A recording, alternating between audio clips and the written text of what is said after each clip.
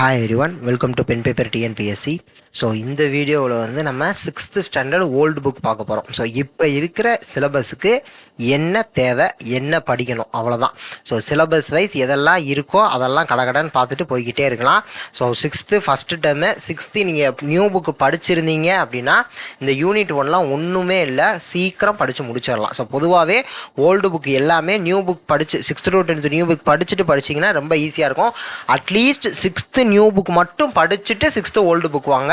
டைரெக்டாக old book வேணாம். 6th new book மட்டுமாவது படிச்சுட்டு தான் 6th ஓல்டு புக் வரணும். ஓகேவா? So okay. ஸோ ஃபஸ்ட்டு இது பார்த்துடலாம். திருவருட்பா ராமலிங்க அடிகளார் எழுதிய ஒரு பாடல். ஸோ அதை வந்து திருவருட்பா அப்படின்னு தொகுத்து வச்சுருப்பாங்க. ராமலிங்க அடிகளாருடைய எல்லா பாடல்களையுமே திருவருட்பாங்கிற தலைப்பில் தான் தொகுத்து வச்சுருப்பாங்க. அதுலேருந்து ஒரு பாட்டு நமக்கு கொடுத்துருக்காங்க. என்ன கொடுத்துருக்காங்கன்னா கலந்தான்னு வரும். ஸோ அதை வச்சுக்கோங்க பேசிக்காக. கண்ணில் கலந்தான், கருத்தில் கலந்தான், என் எண்ணில் கலந்தே இருக்கின்றான், பண்ணில் கலந்தான், என் பாட்டில் கலந்தான், உயிரில் கலந்தான், கருணை கலந்து. அவ்வளோதான். கலந்தான்னு வரும். கலந்தான் அதான் அண்டர்லைன் பண்ணியிருக்கேன். இது ராமலிங்க அடிகளார் எழுதிய பாடலுடைய பொருளை நீங்கள் லைட்டாக பார்த்துக்கோங்க. திருவருட்பால இந்த பாடல் இருக்குது. திருவருட்பாங்கிற தொகுப்பில் இந்த பாடல் இருக்குது. ராமலிங்க அடிகளாரை பற்றி கண்டிப்பாக தெரிஞ்சுக்கணும். இதுலேருந்து கேள்வி கண்டிப்பாக வரும்.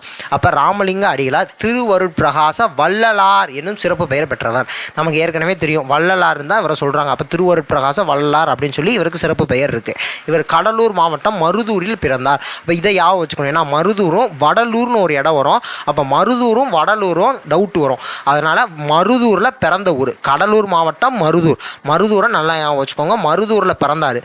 வடலூரில் வந்து என்ன செஞ்சிருப்பாருன்னா சத்திய தர்மசாலை, அதாவது எல்லாருக்கும் வந்து சாப்பாடு போட்டிருப்பாரு. அப்போ வடக்க போய் சாப்பாடு போடுறாருன்னு வச்சுக்கோங்க.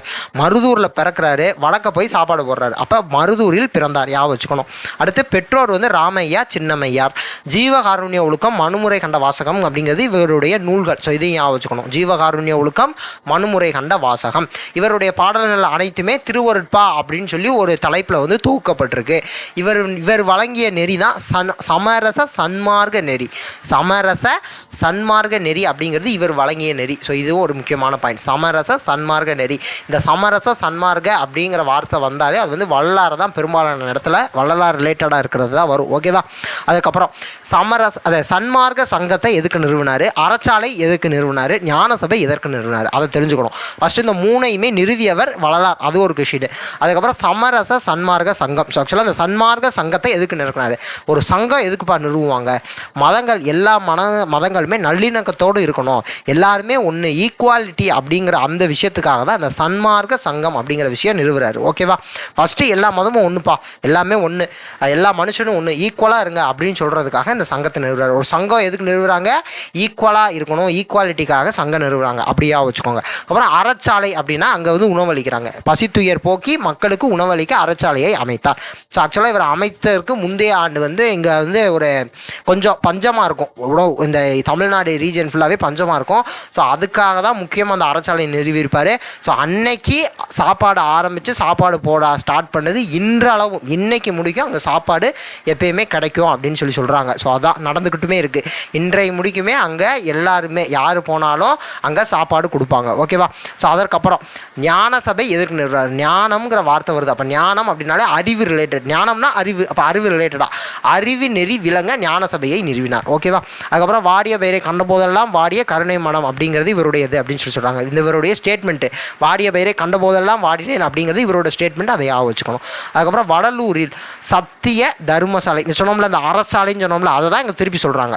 வடலூர் சத்திய தர்மசாலையில் பசியால் வாடும் மக்களுக்கு சோறிட இவர் அன்று மூட்டி அடுப்பு இன்றும் அணையாமல் தொடர்ந்து பசுப்பினி தீர்த்து வருகிறது. அதாவது என்ன மீன் பண்ணுறாங்க அப்படின்னா, அன்னைக்கு இவர் சாப்பாடு போட ஆரம்பிச்சது இன்றளவும் சாப்பாடு அங்கே கொடுத்துக்கிட்டு இருக்காங்க அப்படிங்கிறத சொல்கிறாங்க. இவர் வாழ்ந்த காலம் 5, 10 5, 10 5 2 10. ஓகேவா? அதுக்கப்புறம் 1 8 மட்டும் போட்டிங்கன்னா 1 2 3 1 2 3. ஓகேவா? 5 10 5 2 10. அதுக்கப்புறம் 8 நடுவில் போட்டு 1 2 3. ஓகேவா? இவர் வாழ்ந்தது வந்து 51 வயசு முடிவு வாழ்ந்துருப்பார். இப்போ 23லேருந்து 51 கூட்டினீங்கன்னா 74 வந்துடும். ஓகே தானே? அப்போ 23லேருந்து 51 கூட்டினீங்கன்னா 74 வந்துடும். ஸோ அவ்வளோதான். ஸோ புக் பேக் ஆன்சர் பார்க்கலாம். ராமலிங்க அடிகளார் டேஸ் என்னும் ஊரில் பிறந்தார், மருதூரில் பிறந்தார்.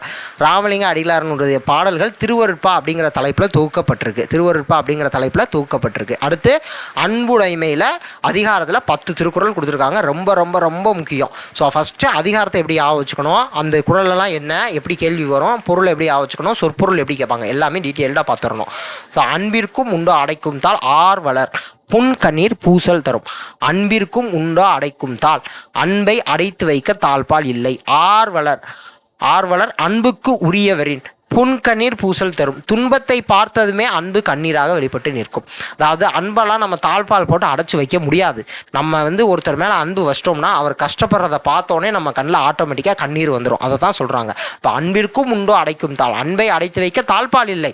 ஆர்வலர் அப்படின்னா அன்புடையவருடைய புன்கண்ணீர்னா துன்பம் கண்டு பெருகும் கண்ணீர். அவர் அன்புடையவர்னா நம்ம ஒருத்தர் மேலே அன்பு வச்சிருக்கோம் அப்படின்னா அவருடைய கஷ்டத்தை பார்த்தோன்னே நம்ம கண்ணில் கண்ணீர் வந்துடும். அவ்வளோதான். ஸோ அப்போ ஆர்வலர் அப்படின்னா அன்புடையவர் அப்படிங்கிற அர்த்தம். ஆர்வலர்னா அன்புடையவர். புன்கண்ணீர் அப்படின்னா துன்பம் கண்டு பெருகும் நீர், துன்பம் கண்டு பெருகும் கண்ணீர். ஓகேவா? பூசல் தரும் அப்படின்னா வெளிப்பட்டு நிற்கும். பூசல் தரும்னா வெளிப்பட்டு நிற்கும். என்ன புன்கண்ணீர் பூசல் தரும், அப்ப கண்ணீர் வெளிப்பட்டு நிற்கும். ஓகே தானே? அப்ப பூசல் தரும்னா வெளிப்பட்டு நிற்கும். அடுத்த குறள், அன்பிலார் எல்லாம் தமக்குரியர் அன்புடையர் என்பும் உரியர் பிறகு. ஸோ இதையும் வச்சுக்கணும். அன்புடைமை, அன்பிற்கும் அப்படின்னா அன்புடைமை வச்சுக்கலாம். அன்பிலார் அன்புடையார் அப்படின்னா இங்கேயும் அன்புடைமை வச்சுக்கலாம். அதிகாரத்தை எப்படி வச்சுக்கணுங்கிறதையும் கவனத்தில் வச்சுக்கணும். அன்பிலார் எல்லாம் தமக்குரியர், அன்பு இல்லாதவங்க எல்லாமே எனக்கு எனக்கு எனக்குன்னு சொல்லி சொல்லுவாங்க. அன்புடையார் என்பும் உரியர் பிறகு. அன்புடையார் என்பு அப்படின்னா எலும்பு. ஆனால் இந்த குறளில் உடல் பொருள் ஆவி எல்லாத்தையுமே குறிக்குது. அப்போ அன்புடையவங்க என்னுடைய உடல், என்னுடைய பொருள்னா என்கிட்ட இருக்கிற எல்லா பொருளும், என்னோட ஆவி எல்லாமே பிறருக்குதே அப்படின்னு சொல்லி சொல்லுவாங்க. அதான் அன்பிலார் எல்லாம் தமக்குரியார். அன்பு இல்லாதவங்க எல்லா பொருளும் எனக்குன்னு சொல்லி சொல்லுவாங்க. அன்புடையார் என்பும் உரியர் பிறகு. அன்புடையவங்க தன்னுடைய எலும்பு, அதாவது உடல் பொருள் ஆவி எல்லாமே மற்றவங்களுக்கு சொல்லி சொல்லுவாங்க. அவ்வளோதான்.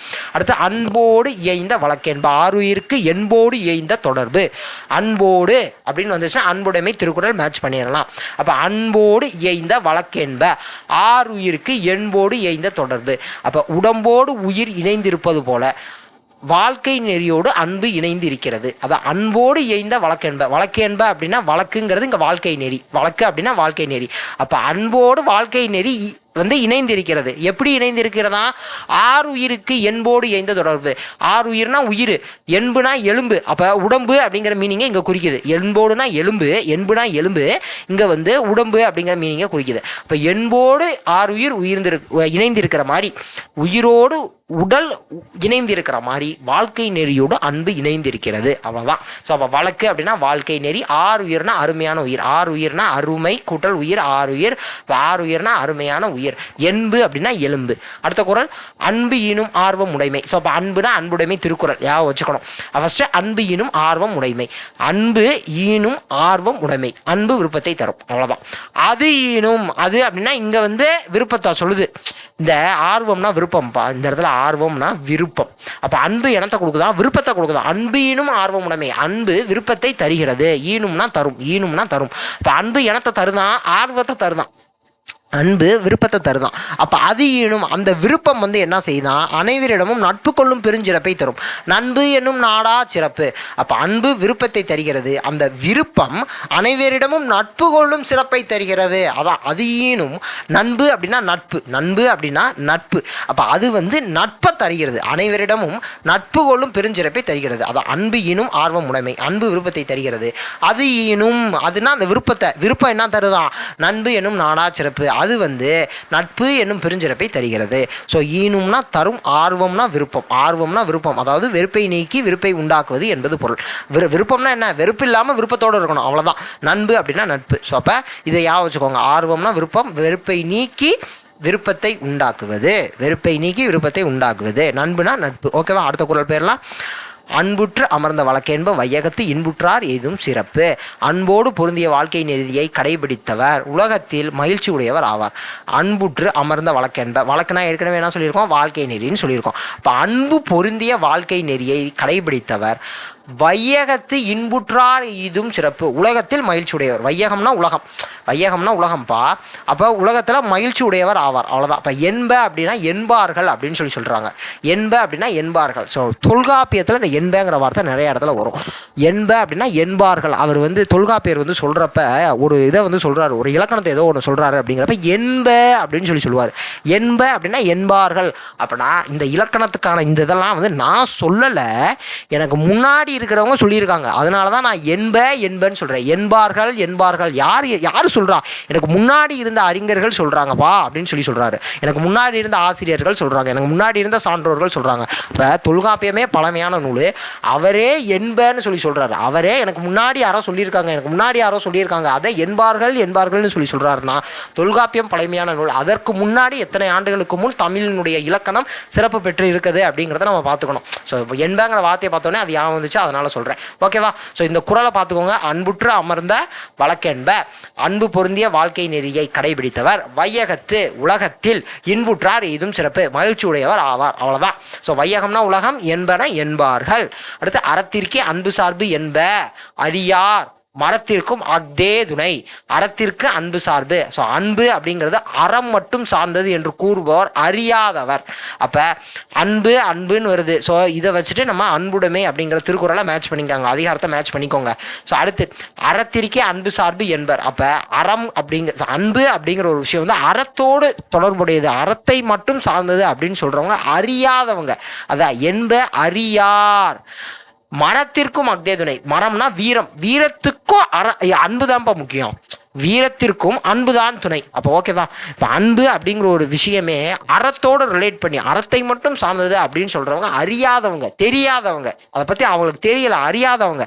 வீரத்திற்கும் மரத்திற்கும் அக்தே துணை, வீரத்திற்கும் அன்புதான் துணை. ஓகேவா? இப்போ மரம் அப்படின்னா வீரம், கருணை, வீரம் இரண்டிற்கும் அன்புதான் அடிப்படை என்பது பொருள். ஓகேவா?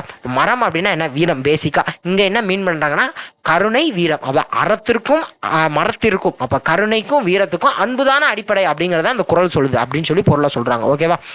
என்பில் அதனை வெயில் போல காயுமே, அன்பில் அதனை அறம். என்பில் அதனை வெயில் போல காயுமே. என்பில் அதனை அப்படின்னா எலும்பு இல்லாதது. என்பு அப்படின்னா எலும்புன்னு ஏற்கனவே பார்த்தோமா? அப்போ என்பு இலது, என்பிலது. அப்போ என்பு இல்லாதது, எலும்பு இல்லாதது. ஓகேவா? அப்போ என்பில் அதனை எலும்பு இல்லாததை எலும்பு இல்லாதது அப்படின்னா புழுக்கு எலும்பு இருக்காது, புழுக்கு எலும்பு இருக்காது. அப்போ எலும்பு இல்லாத உயிர்களை வெயில் வருத்தி அழிப்பது போல, வெயில் போல காயுமே, வெயில் வருத்தி அழிப்பது போல அன்பில்லாத உயிர்களை அறம் வருத்தி அழிக்கும். அதை அன்பில் அதனை அறம். இப்போ என்புக்கு வெயில், எலும்பில்லாத உயிர்களை யார் வருத்தி அழிக்கும்? வெயில் வருத்தி அழிக்குது. அப்போ அன்பு இல்லாத உயிர்களை எது வருத்தி அழிக்குமா? அறம் வருத்தி அழிக்குது. அதான் இங்கே என்பு வெயில், அன்பு அறம் மேட்ச் பண்ணிக்கோங்க, ஈஸி. அவ்வளோதான், முடிஞ்சு. அப்போ என்பிலதுனா என்பிலது அப்படின்னா எலும்பு இல்லாதது, அன்பில்லதுன்னா அன்பு இல்லாதது. அவ்வளோதான், அன்பில்லாத உயிர்கள். அடுத்தது இருக்கிற அன்பகத்து இல்லா உயிர் வாழ்க்கை வன்பார் கண் வற்றல் மரம் தளிர் தற்று. பாலை நிலத்தில் உள்ள வாடி போன மரம் தளிர்க்காது. கரெக்டாக? பாலை நிலத்தில் ஒரு மரம் வாடி போச்சு, அது திருப்பி தளிர்க்க சான்ஸ் இருக்கா? தளிர்க்காது. அதுபோல நெஞ்சில் அன்பு இல்லாத மனிதர் வாழ்க்கை தளிர்க்காது. ஓகேவா? அப்போ அன்பகத்து இல்லா உயிர் வாழ்க்கை, அன்பு அகத்து இல்லா. அன்பகத்து இல்லைன்னா அன்பு, அகத்து இல்லா. அன்பு அகம்னா உள்ளம்பா, இல்லைன்னா இல்லை. அப்போ அன்பு அகத்தில் இல்லாத, அப்போ கரெக்டாக அன்பு உள்ளத்தில் இல்லாத, அன்பகத்து இல்லா. அப்போ அன்பு உள்ளத்தில் இல்லாதவனுடைய வாழ்க்கை தளிர்க்காது. எது மாதிரி தளிர்க்காதான்? பாலை நிலத்தில் வாடிப்போன மலரும் தளிர்க்காதுல, அதே மாதிரி நெஞ்சில் அன்பு இல்லாத மனிதனுடைய வாழ்க்கையும் தளிர்க்காதுன்னு சொல்கிறாங்க. ஓகேவா? அன்பகத்து இல்லா, அன்பு கூட்டல் அகத்து கூட்டல் இல்லா. அன்புனா அன்பு, அகத்துனா உள்ளம், இல்லானா இல்லாதது, இல்லாத. இப்போ அன்பு உள்ளத்தில் இல்லாதன்னு அர்த்தம். அடுத்து வன்பார்கன்னா வன்பால் கூட்டல் கண், வன்பால் கூட்டல் கண். அப்போ பாலை நிலம்ங்கிறது மீனிங்கு.